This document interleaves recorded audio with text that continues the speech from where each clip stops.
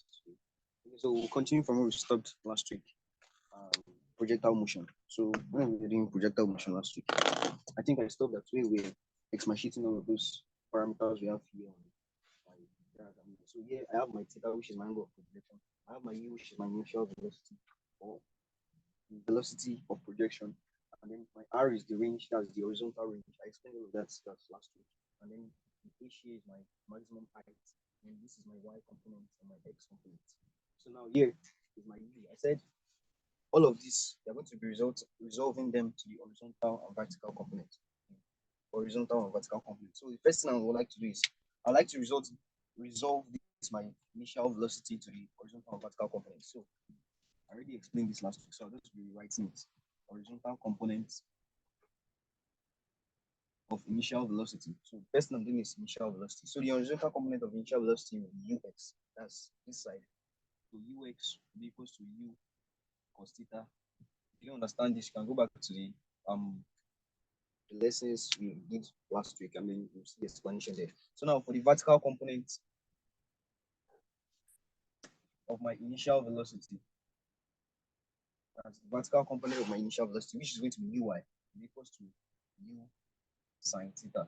So now I've done this. Now the next thing for me to do is my acceleration. So the acceleration on the horizontal component. Now the acceleration is acceleration due to gravity because this is free fall. Now the acceleration due to gravity doesn't affect the horizontal axis. So therefore, my horizontal component acceleration, which is ax, will be 0 because acceleration due to gravity does not affect my horizontal axis. Now moving to my vertical component, my acceleration due to gravity is acting downwards, and then the body or the projectile in motion is acting upwards, which means acceleration due to gravity will be negative of my acceleration due to gravity value, that's minus g. So my acceleration on the vertical component is minus g. Now moving to time, the instantaneous velocity. The next thing is instantaneous velocity.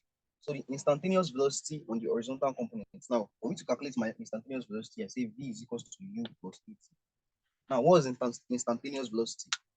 Instantaneous velocity is the velocity of an object at a particular time. So at that particular time, maybe at 2 seconds, what's the velocity of that object? So I want to calculate the instantaneous velocity. So for the horizontal component, it will be vx is equals to ux plus at. So my vx will be equals to, what's the value of my ux? My ux is u cos theta that I've written here. So this will become u cos theta plus my acceleration on horizontal component is 0. So this will be 0 times t will be 0. So then my instantaneous velocity on the horizontal component is u cos theta. So now moving to my vertical component, I will have vy is equals to uy plus ay t. So my vy will become, I already resolved uy as u sine theta, so this will become u sine theta plus my ay is minus g and then times t. So this will become vy is equals to u sine theta minus gt. So now this is my instantaneous velocity, horizontal component, and then instantaneous velocity, vertical component. So now I'll move to time taken to reach the maximum height. So now when the projectile was projected from this point, then the time taken for it to move from this point to this point is what I want to calculate. Now for me to get the value of that height, I'm going to use my instantaneous velocity to get it. That's the instantaneous velocity on the horizontal component, on the vertical component rather. As you can see, the instantaneous velocity on the vertical component is only the one having the parameter of time.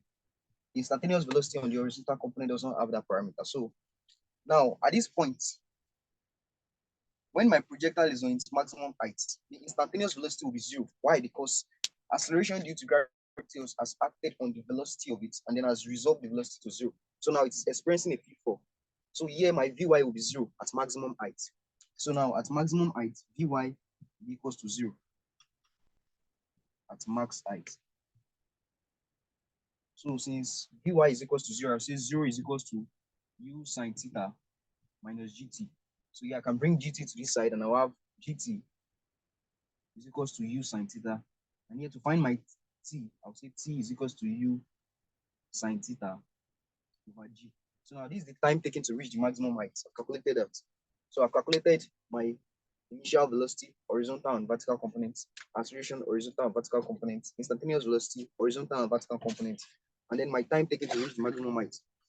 I guess I will continue from here. So, all right. So from here, I also want to calculate the distance traveled Now, the total distance traveled, I can calculate the distance traveled on the x component, and I can calculate the distance traveled on the y component. Now, the total distance covered on the x component is my range. That's from here to here, which is the projectile moving from this point to this point. That's my range. Now, why the distance covered on the y component is this? That's the maximum height attained from here to here. Is the total distance covered on the y component. Why this is the total distance covered on the x component. So now, for this total distance covered, you remember in equations of motion, S is equals to ut plus half at squared. Sorry. S is equals to ut plus half at squared, where S is your distance, U is initial velocity, T is time, A is acceleration, and T is time. Okay, so now what we want to do is we want to use this to calculate the range and the y and the height, maximum height. So now first I would like to calculate the height first. So I'll turn this to y, which is from here to here, y is equals to uyt plus half ayt squared. So this is it. So this will become y is equals to, what's my uyt? My uyt there is u sine theta t plus half ay is minus g. So this will become minus g times. Okay. Let me just write t squared for now. Okay, I'll be changing this. Okay, for now, I'll just write t squared. I think you guys are following me. So this is me resolving all of this. I replaced this uy with u sine theta t plus half and ay with minus g, which calculated here, and then t squared. So I want to be cleaning this now. So just rub this off. Don't forget we are working on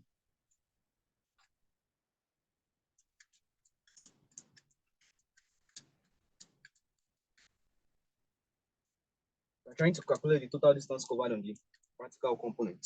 So that's what we're trying to calculate. So here I stopped at this. Don't forget here we calculated our t as u sine theta over g. So I can replace this t here with u sine theta over g. So coming here, I'll say y is equal to u sine theta. So instead of writing t, I just write u sine theta over g. Then minus, this minus is going to multiply this plus, so it's changing to minus half g. So my t squared is what? U sine theta over g all squared. So here I have y is equal to u sine theta times u times theta will give me u squared sine squared theta. U squared sine squared theta over g minus. So now g squared will give me g times g, right? So which means one of these g will cancel one of these g. So I'll be left with just a g down here. So this will become minus 1 over 2 u squared sine squared theta over g. When g has already cancelled out g, here. So this was what we have. Okay, so moving down, I'll have this y is equals to u squared sine squared theta over g minus. So if I multiply this, I'll have u squared sine squared theta over 2g.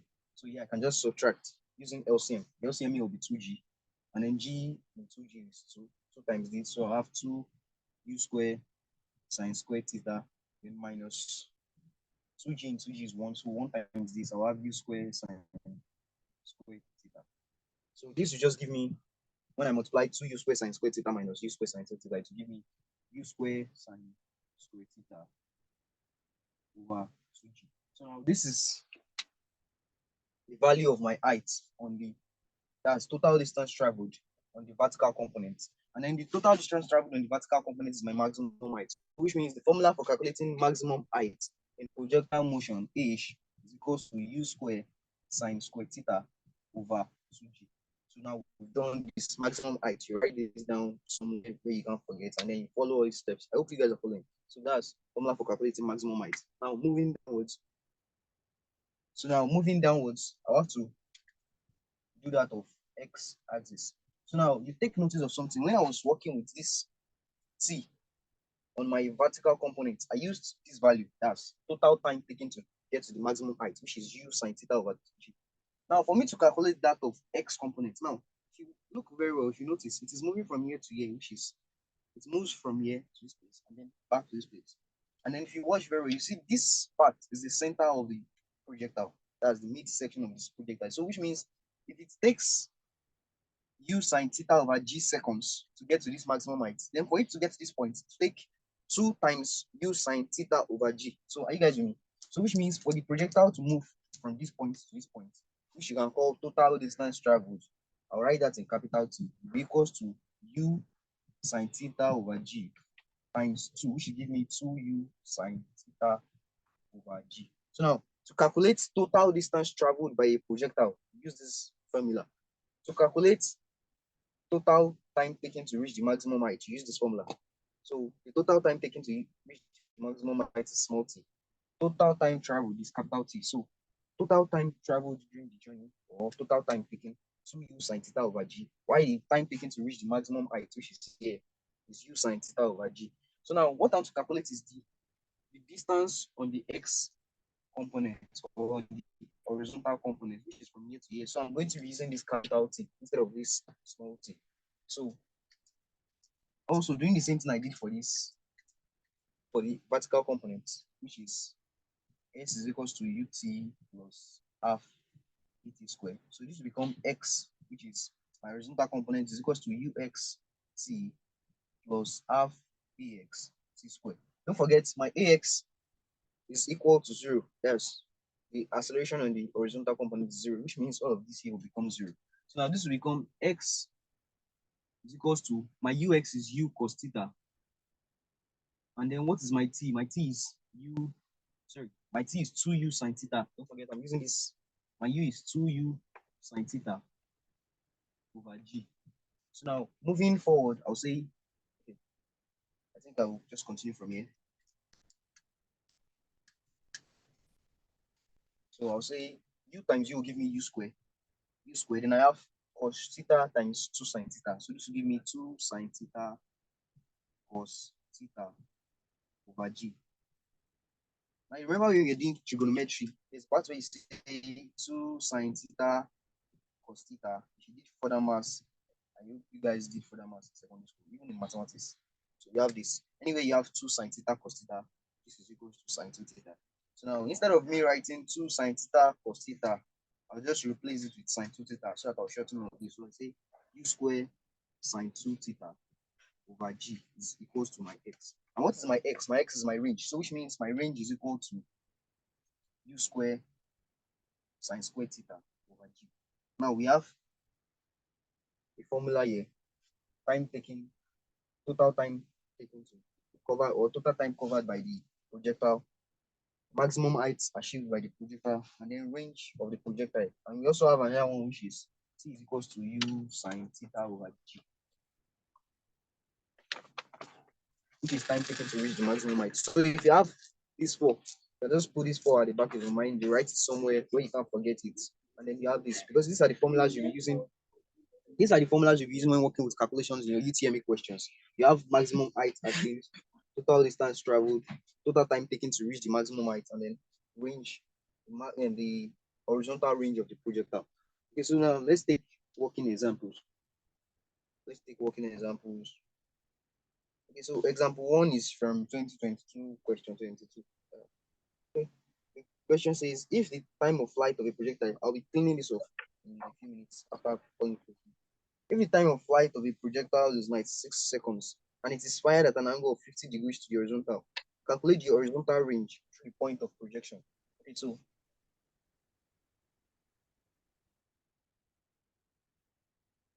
what I'll just do is I'll take down my parameters. I'll take the value of my parameters, and then I'll be replacing it with this, with formulas. So I'll try not to claim these formulas I've written here.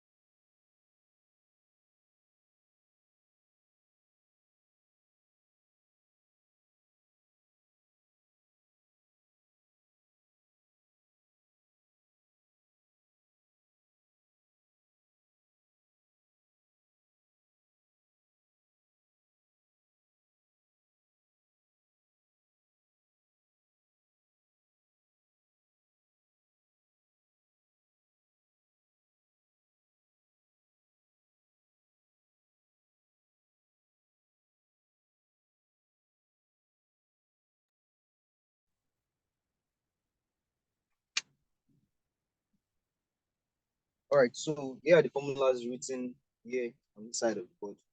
Okay, so these are the formulas. So as I'm working with it, we just keep these formulas here and then I'll be solving it. Okay, so the question is if the time of flight of a projectile is 96 seconds. Okay, so we start writing is time of flight, that's capital T, 96 seconds.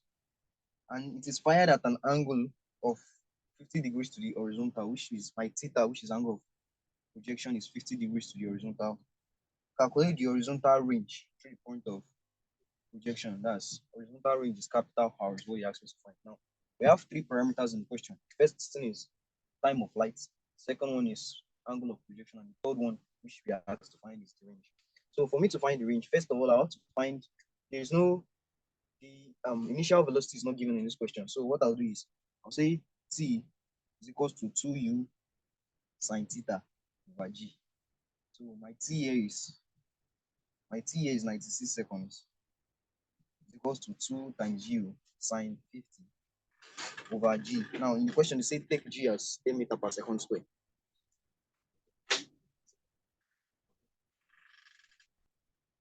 See 2 times u sine 50 over 10.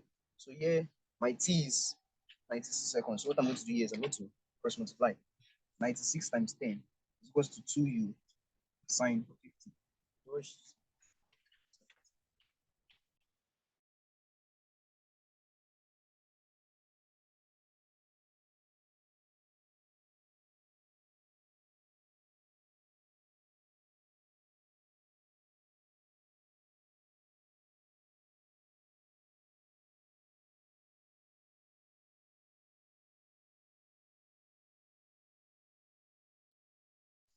Okay, all right. So what you do is you check sine 50, whatever value you get.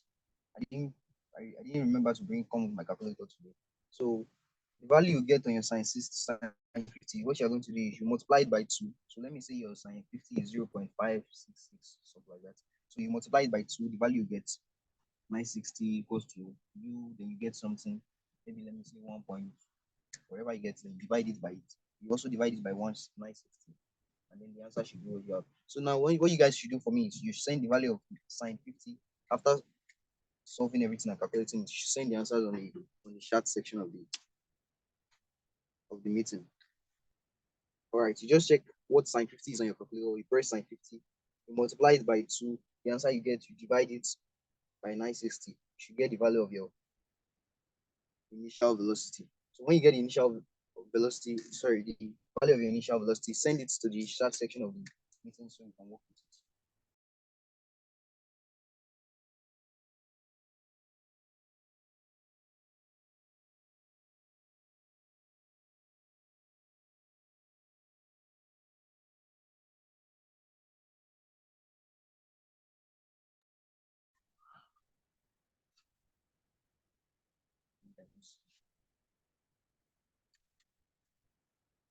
Okay.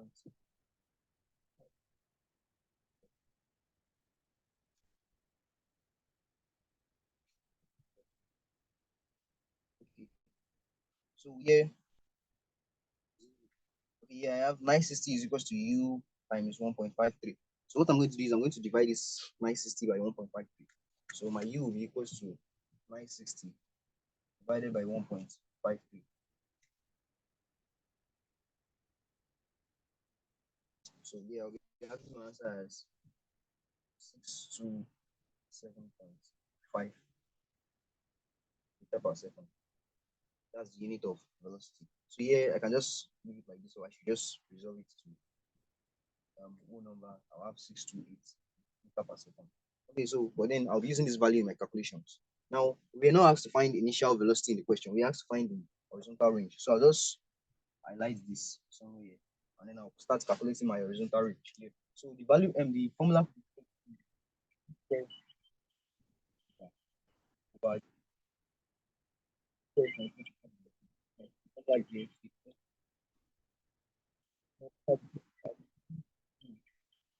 my u is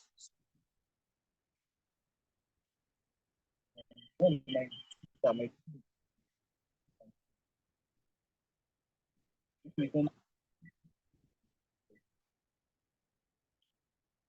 I'll check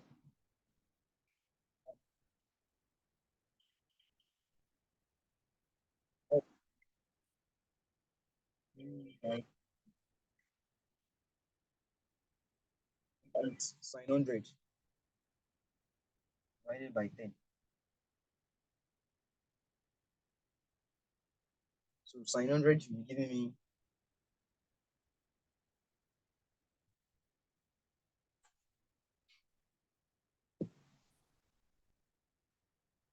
um,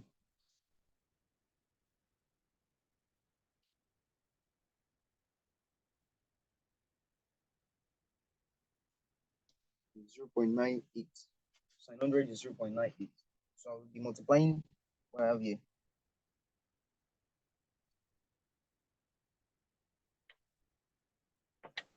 Okay, so this by 0.98, which is 393,756.25 times 0.98. So what I get, I divide this by 10. And I have answer 38588. So here I have my R as 38588 meter. So I'll check the question and then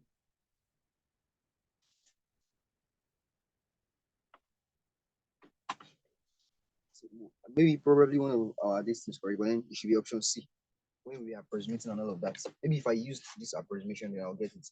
But then and then the calculator, there's no enough good enough scientific calculator. So I think when you work with it, you should get something like 3866. And when you approximate it, you should come about with 38666.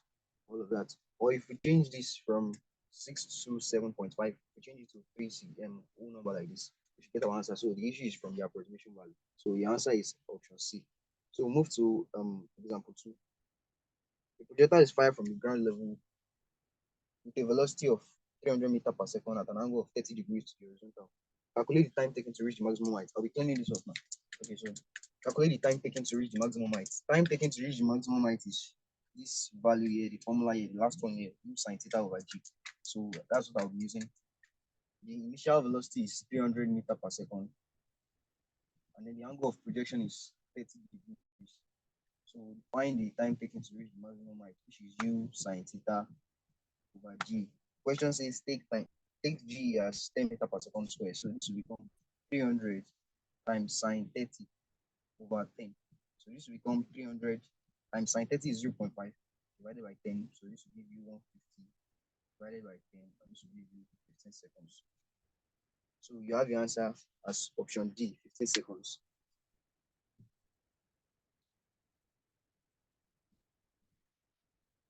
Okay, so we'll just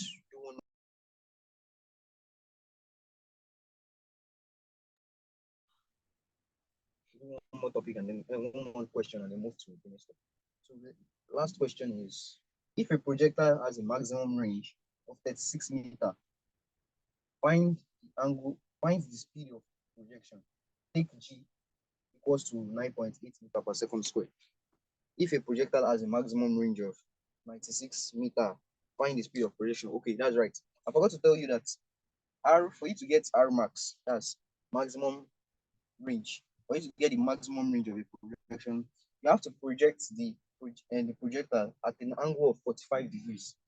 T equals to 45 theta is equals to 45 degrees. So for you to get maximum range of a projectile, you have to project the angle of projection has to be 45 degrees. So at 45 degrees, your R is max. So you can say R max is equals to U square sine 2 times 45 over G. So R max will be giving you, since 2 times 45 is 90 and then sine 90 is 1, you have U square over G. So the maximum range of your projectile is always U square over G. Or you can just use say the angle of projection of your maximum range will be 45, angle 45. But then when you sum up everything, you just have U square over G. So when working with maximum range, you use the formula U square over G. So now, if a projectile has a maximum range of 36 meters, find the speed of projection. Okay, the maximum range is 36 meters. So I'll say I'm cleaning this off.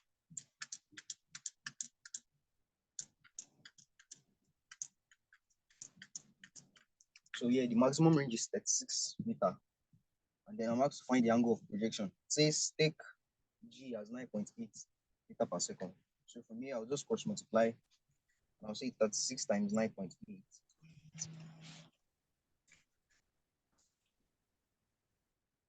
So 36 times 9.8 is going to give me 352.8. So for me to find the value of my u, this square here comes to this other side and becomes square root. So it becomes square root of 352.8. Okay.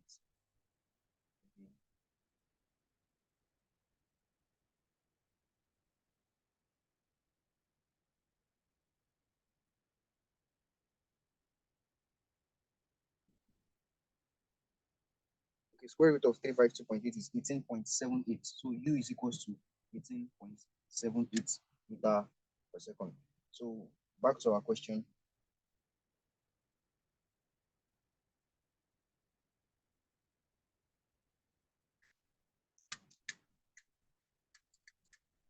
Okay, so yeah, now going back to our question, we have 18.78. The option is not even there. Okay. The projectile has maybe we made a mistake somewhere. The projectile has a maximum range of 36 meter. Find the speed of projection. Of course, that's u squared over big G as 9.8. I don't know why the option is not there. The answer should be, even if you are approximating it, you have 19 meter per second. This thing is not even correct. The unit are not even correct. The answer should be 19 meter per second. And then here we are having 90 per second square. So if you work with this, maybe probably the option is not there. I think this is the answer you should have. And also, if you're using sine 45, you get the same answer, because when you multiply sine 2 times 45, you get sine 90, which is 1.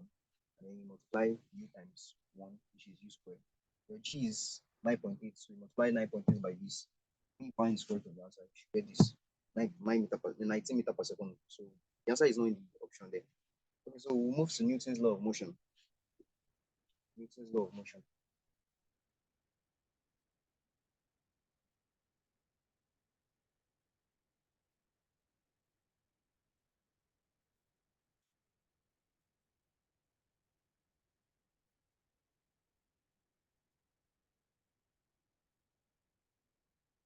Okay, so Newton's law of motion, under Newton's law of motion, there are three Newton's law of motion. So there is Newton's first law, Newton's second law, then Newton's third law. So we'll be treating them one after the other.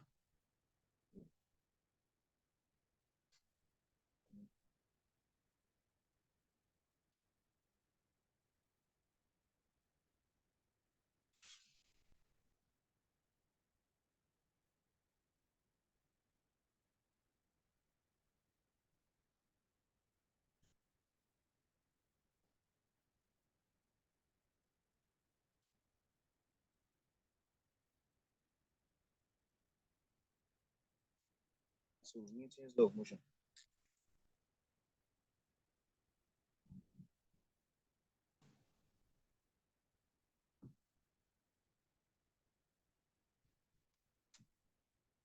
So now we'll be starting with Newton's first law of motion. Newton's first law of motion states that an object will continue to remain at rest, or if already in motion, will continue to move with uniform velocity in a straight line, except or unless acted upon by an external force. So what it means is, if let me say if this marker is dropped on a table or it's placed on this form, if I don't act on it with an external force, it will continue to remain on this position. Now, sometimes the Newton's first law of motion is always called um, idea of inertia or inertia's law. So it states that all objects or all body will continue to remain at rest, or all particle will continue to remain at rest, or if already in motion, will continue to move with uniform velocity in a straight line, unless acted upon by an external force. So external force can be friction, external force can be a spring, it can be an applied force, it can be anything, it can be a rebound or something. So that's Newton's first law of motion. So Newton's first law of motion simply explains the idea of inertia. So now we'll be moving to momentum and impulse before we go to Newton's second law of motion, momentum and impulse.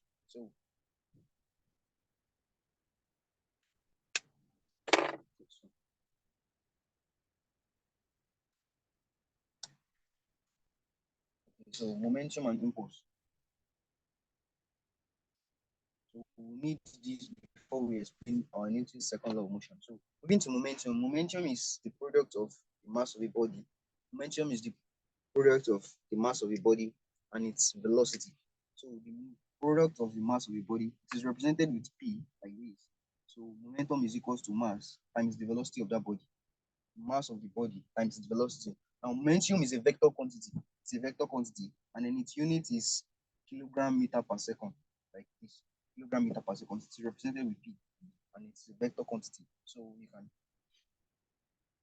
mass times velocity. This is your momentum. Momentum is equals to mass times velocity. So product of a mass and then its velocity, that's momentum.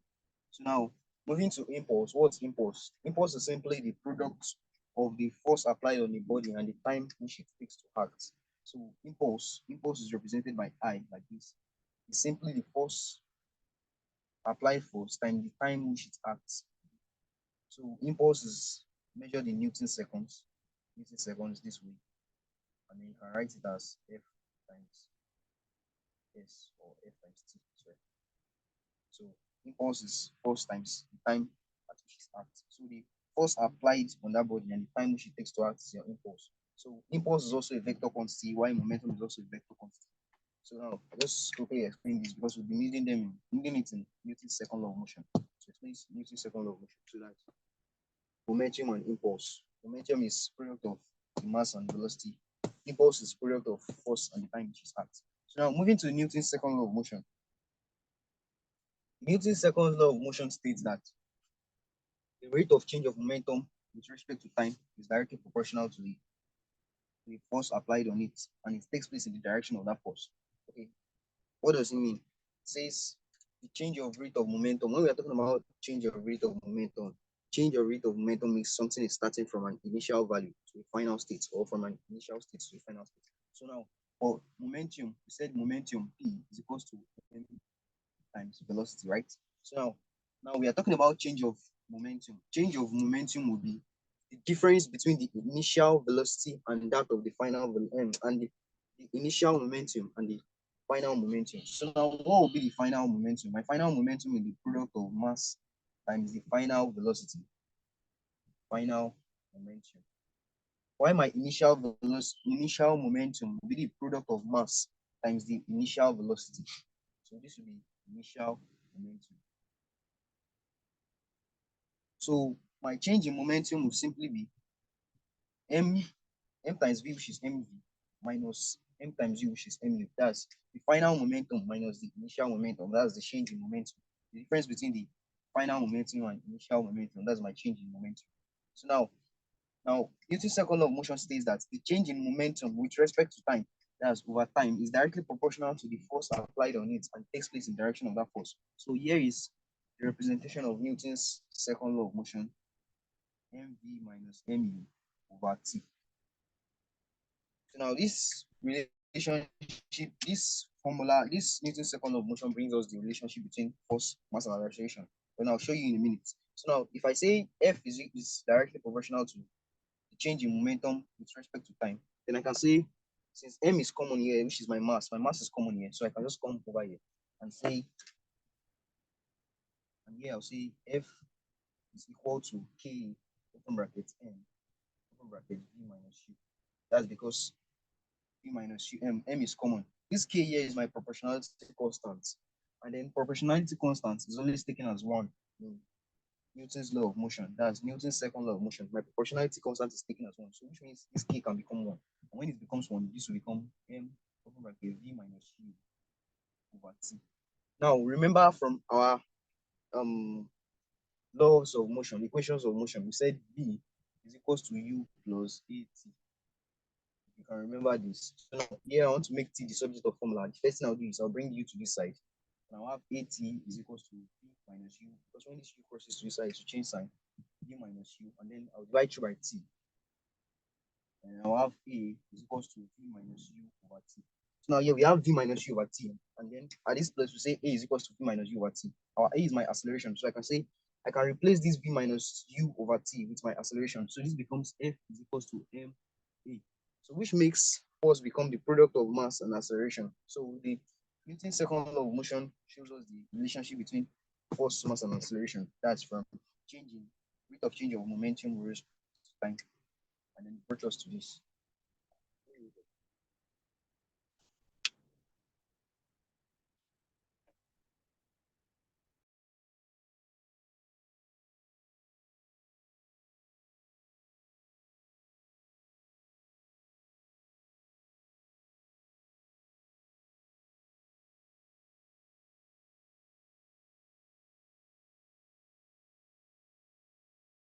go over this once again.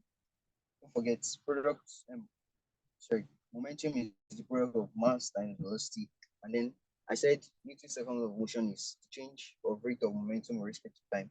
It's directly proportional to the force through which it is or takes place in the through which it was applied and it takes place in the direction of that force. So my final momentum is this m times v, where v is my final velocity. And then my initial momentum is m times u, where u is my initial velocity. So yeah, for me to get my change in momentum, I'll say mv minus mu, which is final momentum minus initial momentum. So this is what I'm getting. So now getting the rate of change of that momentum, it's simply how long does it take for it to accelerate from that initial velocity to the final velocity. That's what I'm taking. So the time it takes to move to attain the final velocity from the initial velocity is the rate of change of time. So that's mv minus mu divided by the time it takes to move from the initial momentum to its final momentum. So this is what I have. And then I say F is directly proportional to change in P over T. And I just said my change in P is equals to mv minus mu. So I just replace this change in P with mv minus mu. And here I resolve this, making K the proportionality constant. And then this becomes, since m is common between the two, that's mass. I just say m, I use m to open the bracket and I have minus u. So now here my proportionality constant in Newton's second law of motion is always equals to 1. So yeah, I say F is equals to 1 times mp minus mu. So I still have this. So my m is my mass. And then coming here, I explained this. I went back to equation of motion when I said v is equals to u plus at, first equation of motion. So now here I will bring this to this side because I want to make it a sort of formula. So bringing this to this side, I have v minus u, and I can divide through by t to get my a, and I say a is equals to v minus u by t, and I replace this with this, and I get the relationship between force, mass, and acceleration. That's simple. That's questions Newton's second law of motion. So next week we'll move to so and then questions and all of that. So if you have any question to ask, just write them down to next week and then bring them up, and then we'll treat that next week. Come next week. So good night. I hope you guys study hard, and then TM is very simple.